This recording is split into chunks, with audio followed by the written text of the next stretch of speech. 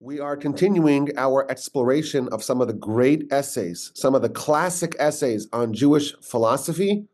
We went through an essay on where atheists go wrong.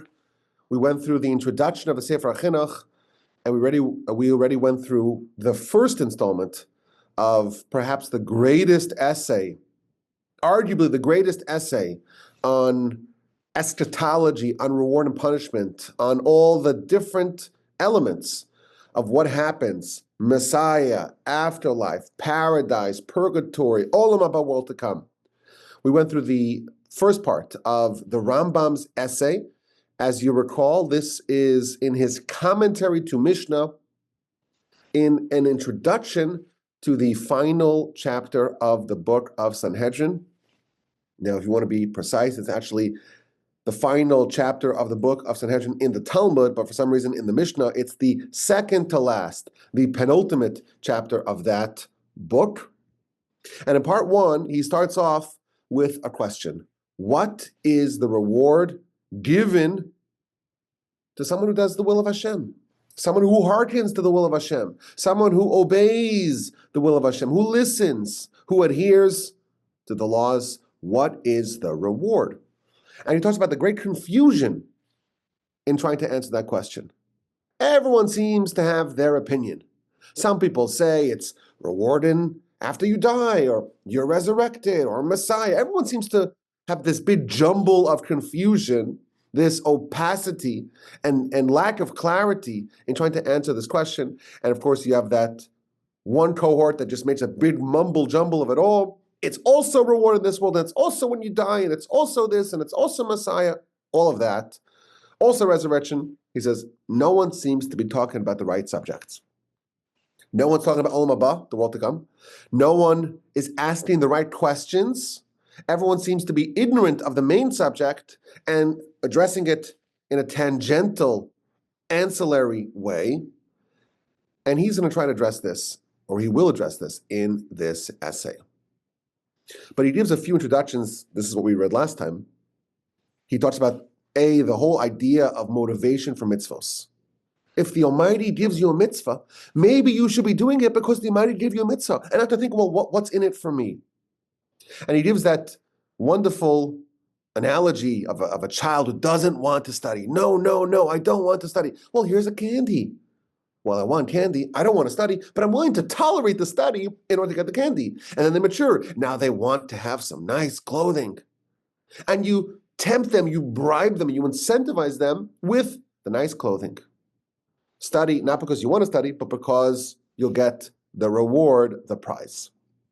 And then they mature and they want money. Then they mature even more, and they're an adult. And they want honor and prestige and respect. And that's just a more advanced version of a child wanting candy. Ultimately, we should do it. We should do the will of Hashem. We should do truth because it's true. We should be altruistic. And he cites all the sources, lots and lots of sources to this effect. But he ends off, not everyone's ready for that. Not everyone is mature and developed. In fact, most people are not. And therefore, it's actually beneficial and tolerable to incentivize someone with all sorts of other things, all sorts of other benefits. Do that, do the mitzvos, study the Torah, so you will get X, Y, and Z. The question of why we do mitzvos, it's really just a very advanced version of this. What's the ultimate reward for righteousness? Is it in the afterlife? Is it after you're reborn? Is it Messiah? Or is it maybe Olam Haba, which he will address? That's just the most advanced version of this question. What will I get? What's in it for me to do the will of Hashem? But it's tolerable, and it's in fact appropriate. Mitoch shelo lishma, from doing mitzvos and hearkening and heeding and adhering to the will of God. Doing it for my personal motivation will eventually help bring me towards where I need to be, namely to do truth because it's true. And he ends off our last session, the first part of this essay. He ends off with different ways that people understand the words of the sages. You have two groups that say it's all literal and there's no secret, subtle, nuanced message. And some accept it, well, that's just the way it is. They accept it dogmatically. And they're not willing to think deeper about the fact that maybe there's a secret, hidden, concealed message. But they just believe in the words of the sages.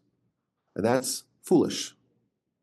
And there's another version of that, which is evil, which is you accept it as literal and you don't think that maybe there's a bit more sophistication behind their words, but it's obviously impossible because some of the things that the sages describe violate the rules of nature, violate the rules of physics. So it must be that that's just not true. And that's the second version of how people can corrupt the words of the sages. And the Rambam says, if you're part of those two groups, don't read any further.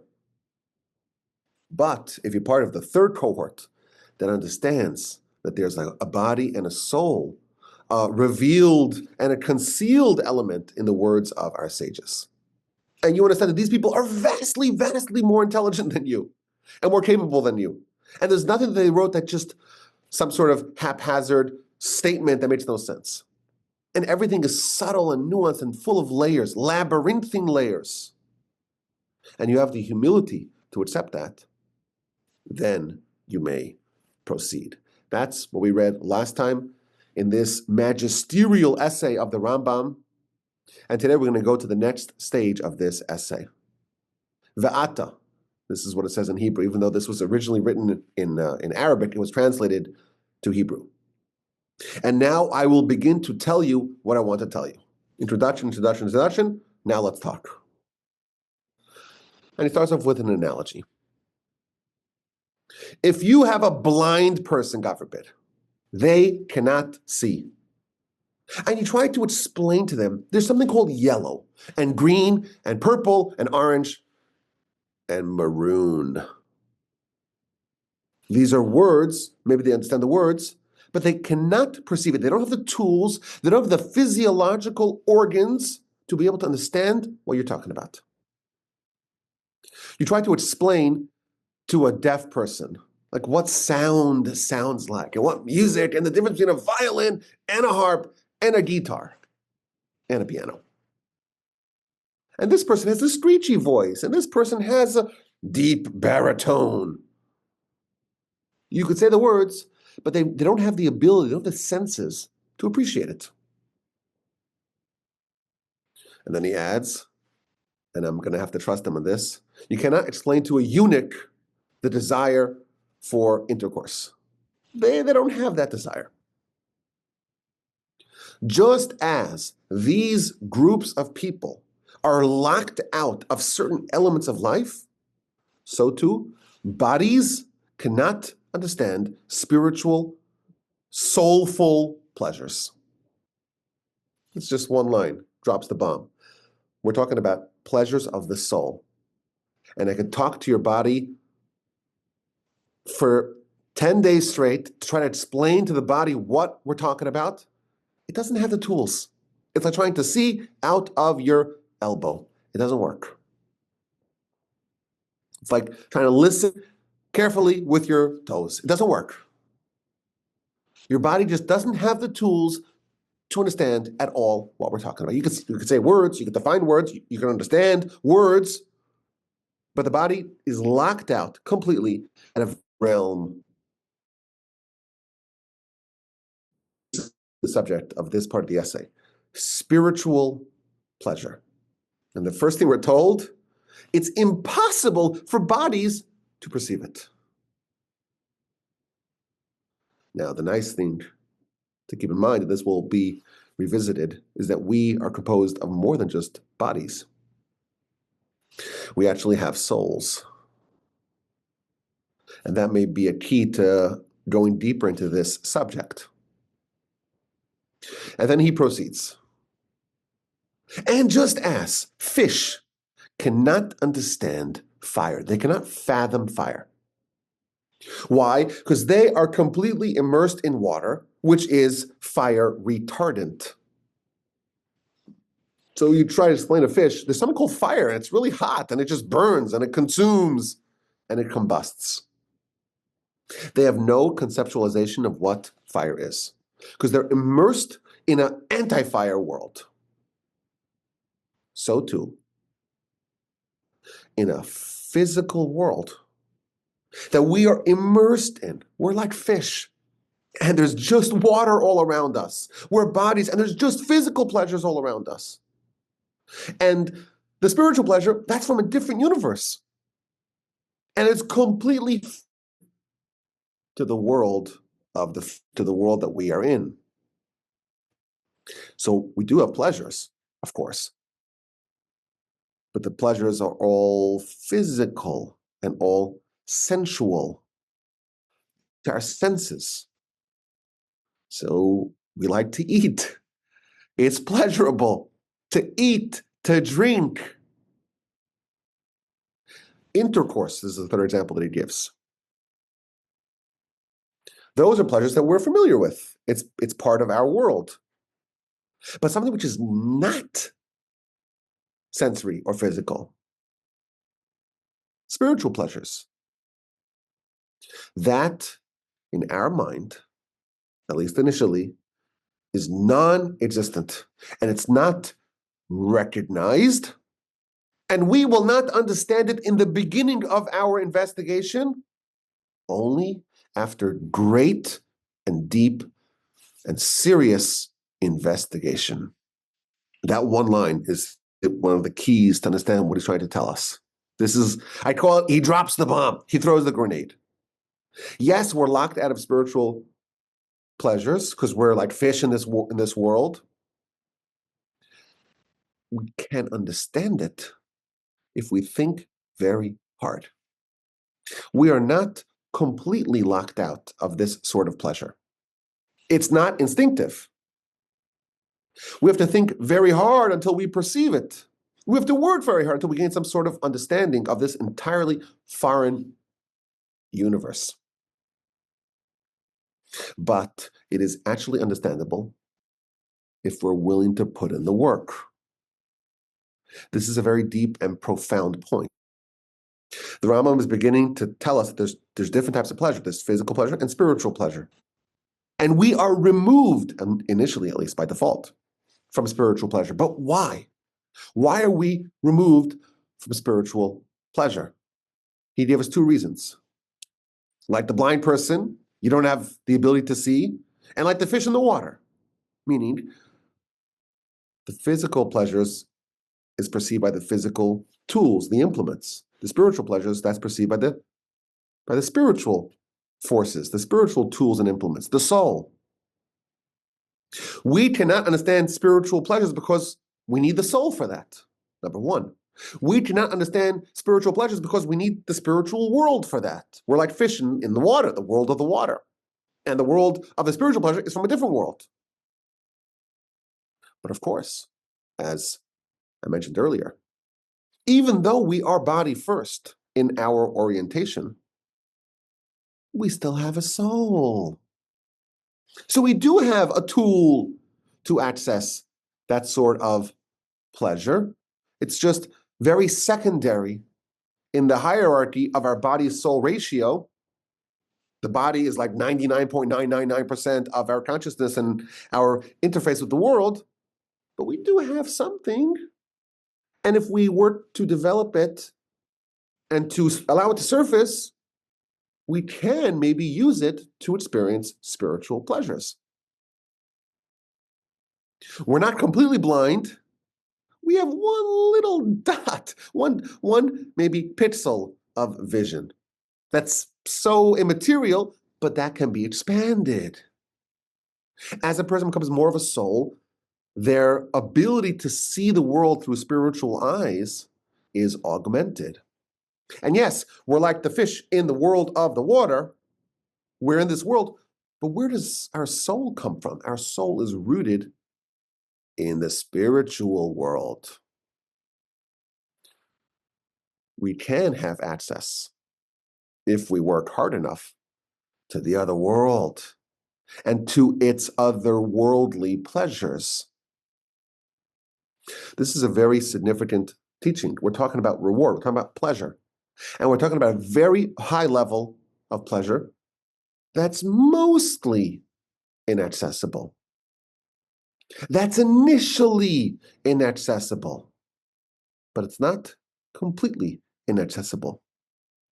And he's going to give us some examples how it's actually, there are some minor examples of how the Rambam could prove to us that actually we do prioritize spiritual pleasures. We'll see that in a little bit. Continues the Rambam in this wondrous essay. We're in a physical world. We're in a world of bodies. And therefore, we interface as bodies. We experience existence as bodies. And therefore, the pleasures that we experience are the pleasures of the body. Now, what's the difference between physical body pleasures and spiritual soul pleasures? Because we're bodies primarily and we experience things of the body, we only experience bodily pleasures, which are on a very low level. They're pitiful compared to spiritual pleasure.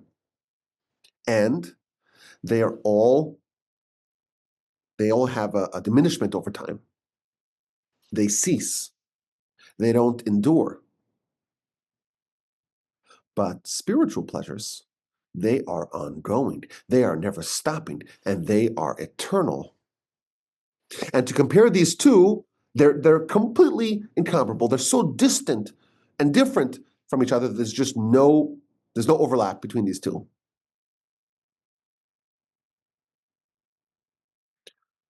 And then he adds something maybe a bit surprising. Galaxies, stars, angels. These are spiritual creations, whether they have a body or not, but they're spiritual creations. And actually, they experience spiritual pleasure. The angel doesn't want a Coke Zero or a sandwich. That doesn't excite the angel at all. But the angel does have pleasure from its orientation, namely spiritual pleasure. And he gives us a little bit of a definition of spiritual pleasure, which is the angel, each angel on their level, whatever they grasp and understand about the truth and reality of God, that is this most ethereal and elevated and eternal element of spiritual pleasure. They don't have physical pleasure. They don't have the senses to sense physical and carnal pleasures, but they do have spiritual senses and they do experience spiritual pleasures. And then he says, well, what's going to be? I got some very disappointing news for you, young man or woman. When a person dies, they change. How do they change? Their orientation changes. Their senses, the physical senses, are shed. Their physicality is shedded. But their conscience remains. Their mind remains. Their consciousness remains. And now it is unburdened by the body. It's unrestricted. It's free. It's purified. It's cleansed. It's purged of its association, its grounding in physicality. After a person dies, they still want pleasure. We all want pleasure. That's the constant of human existence. But the nature of what we want changes drastically. The physical pleasures, the sensory pleasures, the carnal pleasures no longer titillate the dead. They don't want it at all. They don't desire it at all. They've been exposed to something vastly, vastly, vastly greater. They're not interested at all by what was so exciting to them just before they passed. If you have someone who used to like one thing, but then is exposed to something so much greater, even though they used to like that one thing, now that their eyes have been opened, they no longer want that thing. He gives an example. Imagine there's a king. King used to be a prince. And the prince was, a toddler. And they like going on a swing and playing with a ball and doing the monkey bars. But now they're a king. And their kingdom, it's an expansive kingdom. And they're dealing with matters of state and matters of great importance. And you say, here, come on, let's play ball. Let's go back to the swing set and the monkey bars. It was so much fun, don't you remember? You used to love it. If you asked the prince, who was 4 or 5, what would you rather? To sit in these long meetings with these stuffy diplomats and deal with matters of state? Or would you rather be on the monkey bars? On the swing set, in the park, on the PS4, PS5, maybe, the Game Boy. Ooh, Mario, Tetris. When he was young, he preferred that. But now that he's old and he's seen other things and he's more developed, he recognizes that that's just a pitiful pleasure compared to the more advanced and sophisticated pleasures. We're the same way. We fail to perceive and recognize and appreciate and laud and praise spiritual pleasures because we're just a more advanced version of the kid at the park or by the devices. Rambam is introducing to us a concept that may sound very foreign. And it sounds foreign because we're body first, soul very distant second. We're immersed in a body world and a physical world. And yes, we have a soul, and yes, we have some connection, a foothold in heaven, but that's not dominating our life. But he's trying to tell us there's something there, and it's so much more sophisticated and subtle and advanced and delightful that, yes, it used to be, or when you were young and undeveloped, maybe you could have been rooted in physical pleasure, but it's time to grow up and realize there's something much greater out there. And this is the example that he brings to prove this point. When you consider the subject a bit, you see the superiority of one pleasure, the spiritual pleasure, and the inferiority of the other. And the Rambam is going to say, listen, I will prove to you that spiritual pleasure is greater than physical pleasure. And you don't even need to leave your frames of reference. Even in this world, I'll prove it to you. He gives a few examples. People work so hard. And they toil. And they suffer physically to get honor, to get prestige, to get status, to be exalted in the eyes of others. What sort of pleasure is that? Honor, prestige, status? It's not physical pleasure. It's not carnal pleasure. It's not sensory pleasure. It's an example of spiritual pleasure. Now, it's not the spiritual pleasure that we're talking about. It's not just the pleasure of experiencing God, but it's a pleasure that's not tangible. It's not eating or drinking or some sort of physical sensory pleasure. And we see every day, we see people that work so hard just for status. Why? Because they're demonstrating spiritual pleasure is greater than physical pleasure. Now, this might be a counterfeit spiritual pleasure. It's not a real, genuine, the pleasure of experiencing God. But even humans rooted in this world prioritize and prefer spiritual pleasure over physical pleasure. Example 1. Example 2. You see very often people choose revenge over bodily, physical, carnal, corporeal pleasure. There's something so delicious about revenge. And again, revenge, it's a spiritual pleasure that's not tangible. It's not physical. Your senses don't appreciate it. There's something spiritual about it. Now, again, it's a counterfeit spiritual pleasure, but it's a pleasure not experienced by the body. But everyone knows how exciting it is when your enemy suffers. Now, again, it's a terrible thing. We're not supposed to take revenge. But revenge, our sages tell us, is sweeter than honey. It's sweeter than a physical pleasure, the sweetest of sweet. We sympathize with that feeling, with that sentiment. Says the Rambam, this is proof. This is proof that spiritual pleasure is greater than physical pleasure. And again, this is not the good spiritual pleasure. This is a counterfeit version of it. Example 2. Example 3.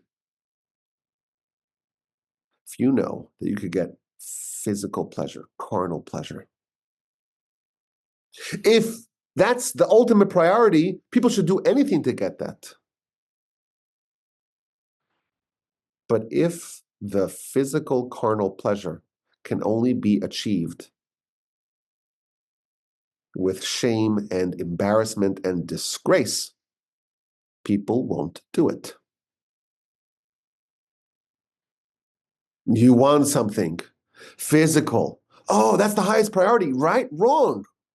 If people will look down upon you, you'll be embarrassed, you'll be disgraced, you'll be ashamed, you won't do it. Proof that spiritual pleasure is greater than physical pleasure. Again, it's not necessarily the highest level of spiritual pleasure that he's talking about. Just in our world, we see examples of this.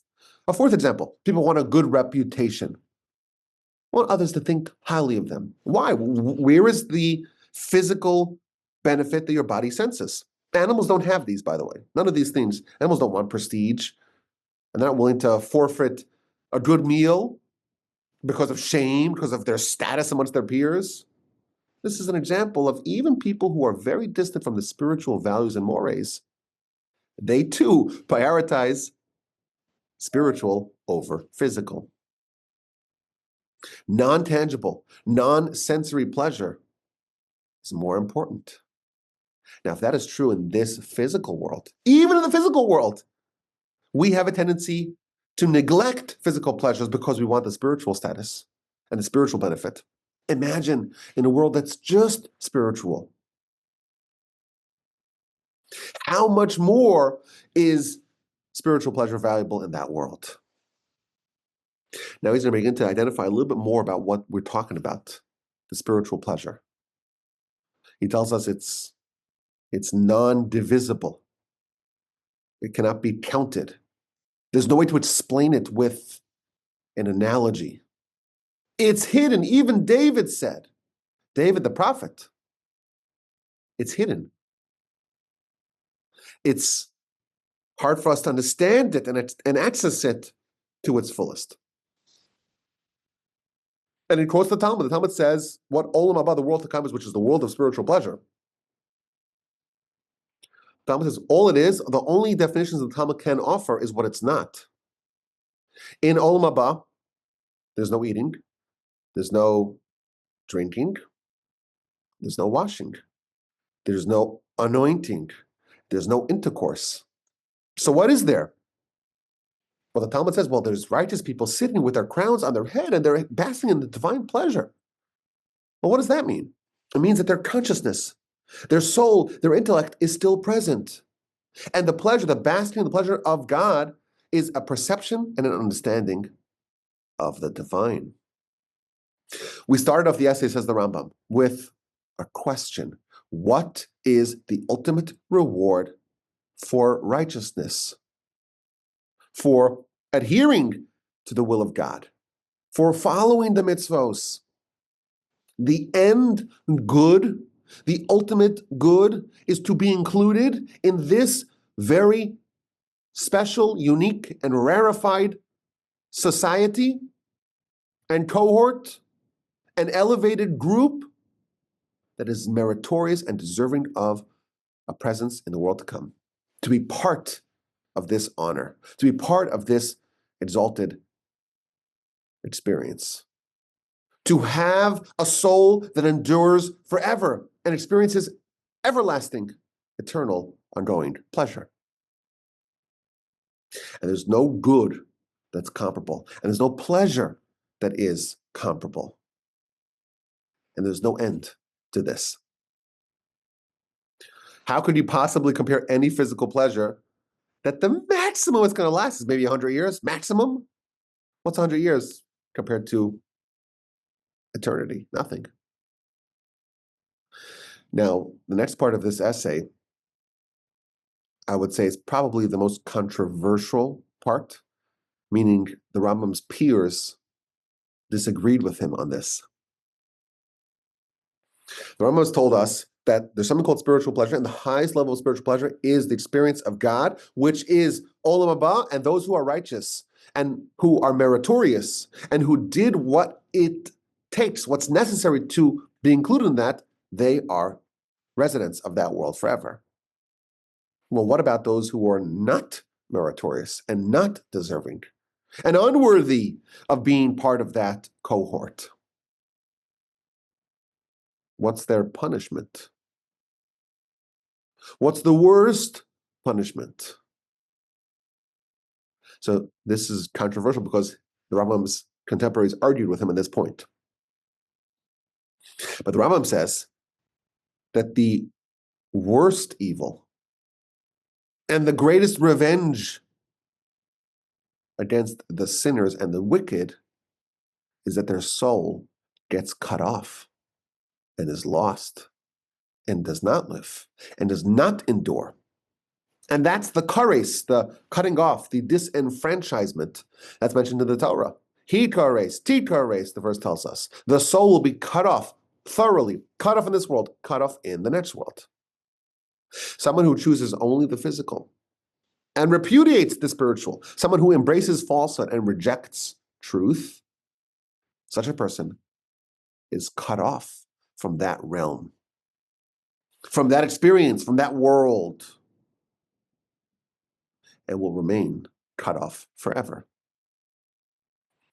Now, this is controversial because what the Rambam seems to say is that the reward for the righteous is that they experience Olam Haba, and the punishment for the wicked is that they don't.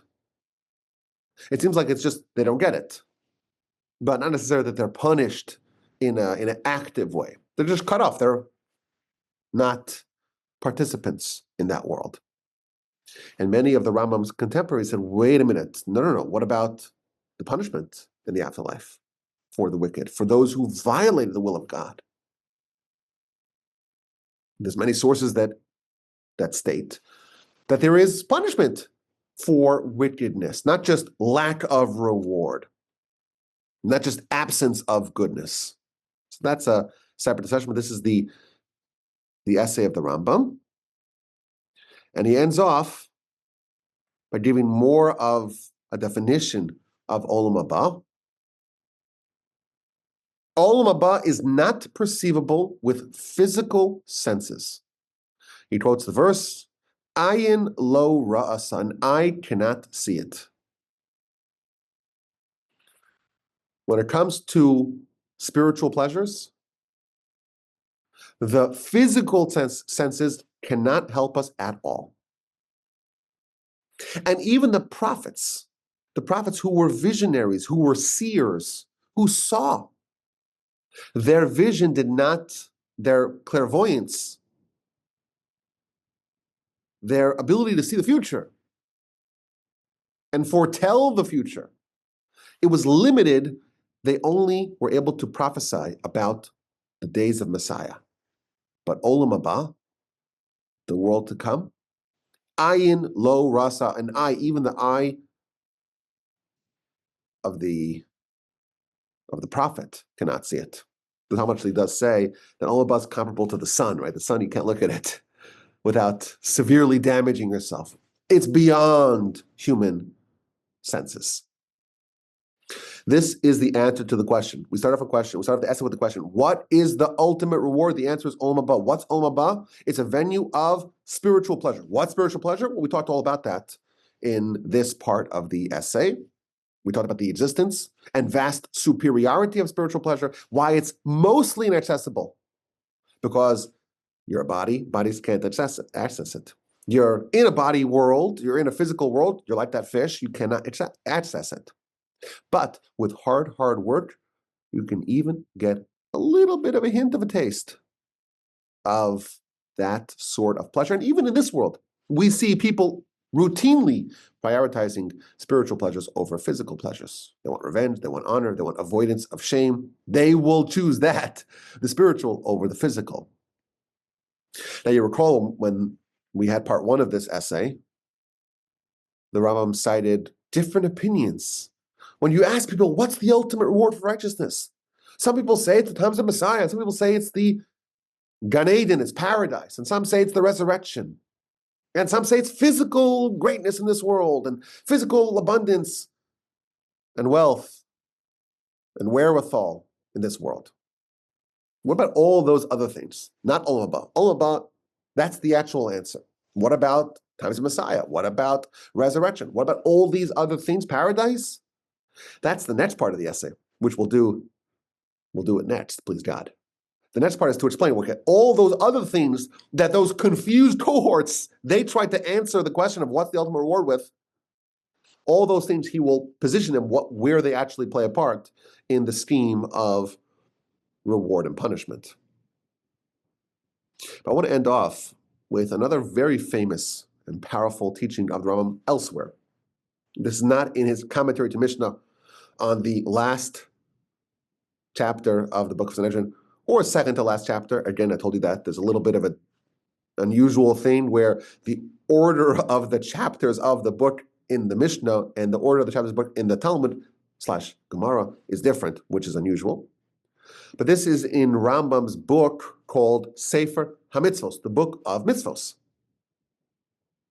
This is where the Rambam codifies the 613 mitzvos and organizes them by order of importance, meaning he starts with the ones that are most central and critical for our religion. And mitzvah number 3 is to love God. After the mitzvah of believing in God, and God is one, the oneness of God, comes the mitzvah to love God, which of course is part of the Shema. These are the Shema, you should love Hashem your God, b'chol levavcha, b'chol nafshecha, b'chol modecha, with all your hearts, with all your soul, with all your resources. What does it mean to love God? How do you do it?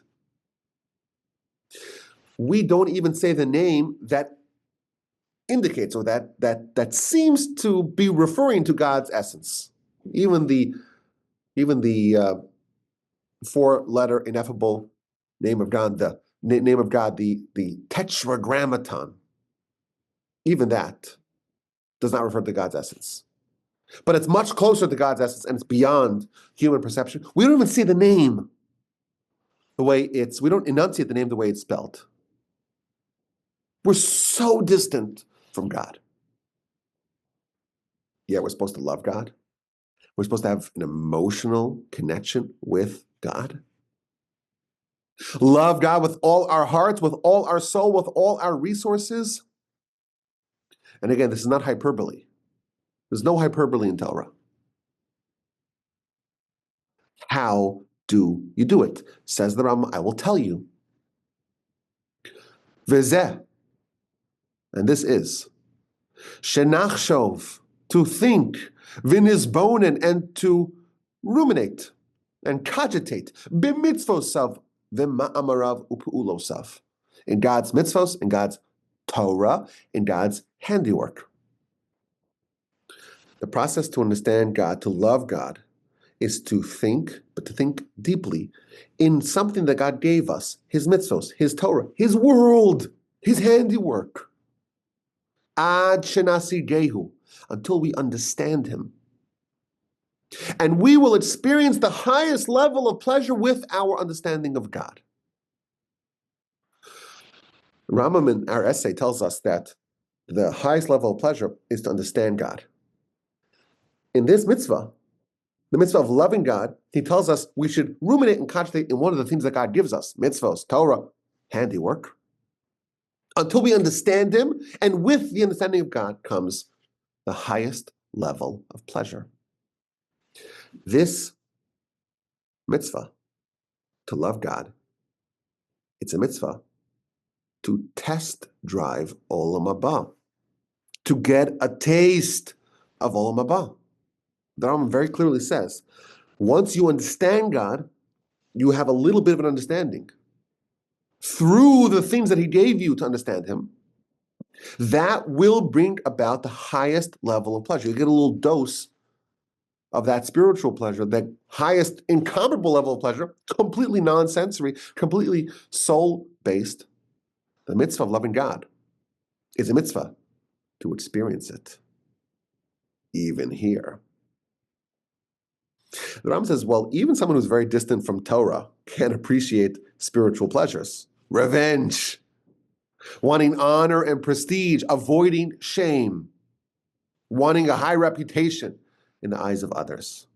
Those things are all spiritual pleasures, but they're not the spiritual pleasure of Olam Haba. This, what he outlines in mitzvah number 3, to love God, that means to take a trial, to experience a little bit of that world. It's maybe the hardest thing to do, and it's a mitzvah that we must do. And someone who has had the great privilege of doing it knows that it's true. There is no pleasure that can be compared to this. This is the way to actually get a little taste and a flavor of that world. So we have the second part of this magisterial essay. We're going through the classic essays on our philosophy, on the philosophy of our religion, and we are reading the Rambam's magisterial essay. In his commentary to Mishnah, that he uses as an introduction to the chapter Chelek, which is the 10th or 11th, depends if you look at the Mishnah or the Talmud, chapter of Sanhedrin. And we're learning about the afterlife, and we're learning about eschatology, reward and punishment. And we've learned today about the concept of spiritual pleasure and how it differs and vastly exceeds, in a completely incomparable way, physical pleasure.